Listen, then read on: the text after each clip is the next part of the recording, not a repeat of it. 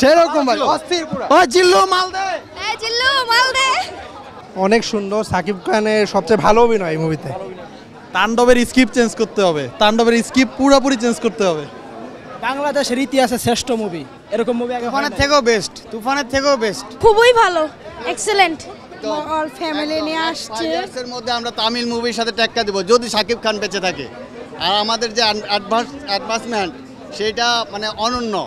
খুবই খুবই সুন্দর, অসাধারণ অভিনয়। Excellent by excellent, just wow. ভালো ছিল, খুবই ভালো ছিল। অনেক ভালো ছিল।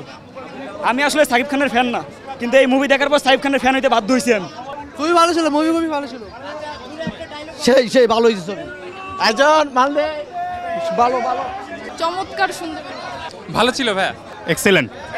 জি ব্লকবাস্টার। অনেক ভালো, অনেক ভালো, 10-এ 10।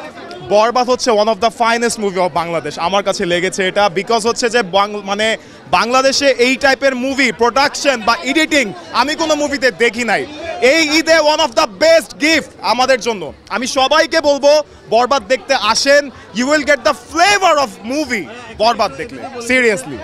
ভাই দেখার জন্য অর্থিত অনেক, ঠিক আছে 10-এর 7।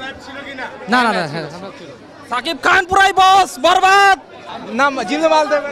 ভালো ছিল, অনেক ভালো। টপ নচ ভাই, টপ নচ। শকে আছি এখনো। সিনেমাটোগ্রাফি মারাত্মক। সেই সেই সেই সেই জিল্লু মাল দিয়া দিছে ভাই, ফুল প্যাচা উসুল। অসাধারণ অসাধারণ ভালো, খুবই সুন্দর ছিল, দেখে পুরো ইমোশনাল হয়ে গেছি। সুপার অ্যাকশন ভাই, সেই ছিল সেই।